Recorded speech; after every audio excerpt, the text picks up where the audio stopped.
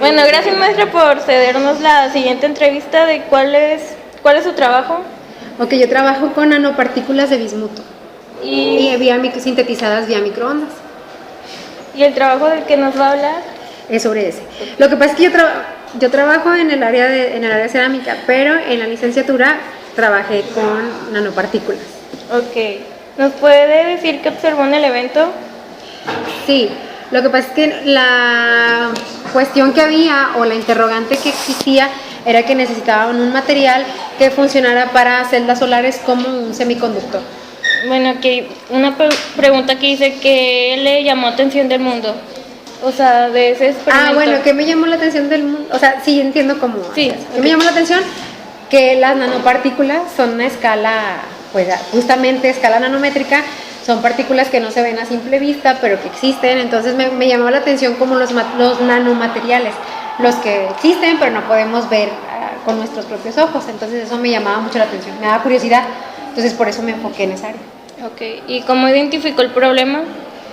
Porque, bueno, eso fue un trabajo guiado, es decir, otro grupo de investigación que eran físicos, ellos necesitaban sintetizar ese material. Como ellos no eran químicos, no conocían los procesos, las rutas de síntesis de materiales, entonces ellos necesitaban un semiconductor. O sea, ellos lo que ya querían era darme un semiconductor y nosotros lo ensamblamos, pero ya me lo he hecho. Okay. Entonces mi tarea fue esa, o sea, lo que yo observé, la problemática que había era que faltaba el semiconductor y yo lo tenía que sintetizar. ¿Y la hipótesis ya era de los físicos o fue ya? No, la hipótesis era de los físicos, porque ellos decían que ese material iba a funcionar como semiconductor en esa celda solar, pero yo hice una hipótesis de mi trabajo, o sea, que era que a partir de la síntesis microondas, no se habían sintetizado nunca a partir de microondas, siempre a partir de otras técnicas de sol-gel, otras síntesis, pero nunca meterlo en microondas, y era un microondas convencional, ¿no? O sea, meterlo en microondas y que ya estuvieran listas. ¿Y cuál fue su marco de referencia? Mi marco de referencia fue la síntesis, que ya había otros autores que habían hablado sobre la síntesis de nanopartículas a través de microondas, que era más rápido, más fácil, menos tiempo, porque la síntesis de nanopartículas a veces se toma días. Entonces aquí me tomaba 5 minutos, le ponía 5 minutos en el microondas y ya estaba listo.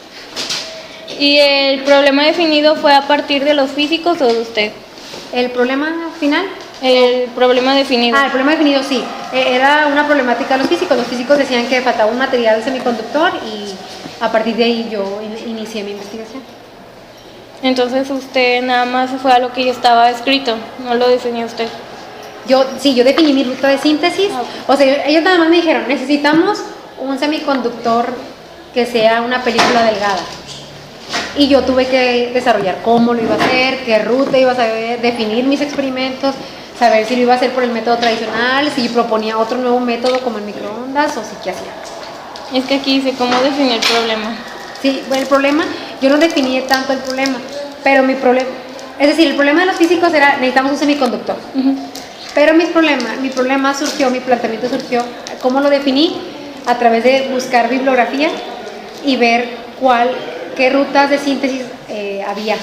Fue más que nada búsqueda bibliográfica. ¿Por qué era importante su estudio? ¿Por qué? Porque los físicos me presionaban. Porque era importante porque los físicos necesitaban una celda solar funcional y necesitaban que el semiconductor estuviera hecho de ese material. Porque el proveedor lo pedía de esa manera. O sea, en este caso era un pedido, ¿no? Entonces, la importancia era que necesitábamos que fuera de ese material, que fuera tamaño nanométrico y que cumpliera todos los requisitos para poder funcionar en una celda solar. ¿Qué limitaciones tuvo su estudio? ¿Qué limitaciones? Pues que, por ejemplo, no tenemos el equipo de microondas. Es decir, nosotros tuvimos que ensamblar un microondas casero convencional con ventiladores adicionales para que no se sobrecalentara, ponerle un termostato para que nos dijera qué temperatura estaba llevándose la síntesis. Tuvimos que adaptar el material nosotros, o sea, el equipo de la síntesis nosotros mismos. ¿Cuáles fueron sus objetivos? Mis objetivos eran sintetizar nanopartículas más bien de tamaño nanométrico, es decir, menores a 100 nanómetros, y que estas fueran capaces, o sea, que tuvieran formas esféricas. Okay. ¿Cuáles fueron las variables? Las variables es que yo las trabajé las nanopartículas a vacío y a una atmósfera normal. Entonces las nanopartículas que creamos en la atmósfera normal, o sea, sin ninguna otra controlada, es decir, así a temperatura ambiente, no a temperatura ambiente, sino con oxígeno en el aire, salieron esféricas. Y las que trabajamos en vacío, las encapsulamos en unas cápsulas de cuarzo. Entonces las que pusimos ahí en el microondas, a vacío salieron unas formas tubulares, como nanotubos, pero tenían forma de teléfono de hace mucho tiempo. ¿Y cómo formuló esa hipótesis? ¿Cómo formulamos esa hipótesis? Con base a estudios anteriores. ¿Y en qué se enfocó su observación? Mi observación en qué se basó, en la forma de las partículas. Como nuestro objetivo era que fueran esféricas y de tamaño nanométrico, pues en forma y tamaño. Okay. ¿Cuál fue su diseño experimental? En el universo, medios de observación y unidad de medida. Ok, pues en la unidad de medida de nanómetros. ¿Cómo fue mi diseño de experimento? Las únicas variables que consideré fue el tiempo de síntesis, 1 minuto, 3 y 5, por estudios preliminares, y una las trabajé en atmósfera de oxígeno y la otra a vacío. ¿Cómo registró su investigación en inicio, desarrollo y fin? Al inicio, pues la recopilación de la información es de antecedentes y de bibliografía, entonces digamos que mayoritariamente son tablas con texto, ¿no? Okay. Y en la parte de resultados son gráficos, son o sea, como electrocardiogramas, pero que se llaman difractogramas, espectros de resonancia, gráficas mayoritariamente. ¿Y en su conclusión? En mi conclusión, gráficos y literal, es decir, desarrollo textual. Y el desarrollo ya fue más que nada experimental. Así es.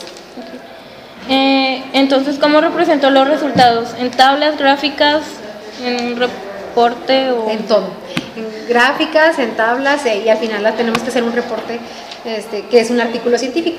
¿Y ya el material hecho? ¿Y el material hecho? O sea, ya, nada más así dio el material. No, el material hecho, por ejemplo, en este caso, los físicos lo utilizaron, ellos lo probaron, ellos probaron la aplicación. ¿Y cómo redacta, cómo sintetiza?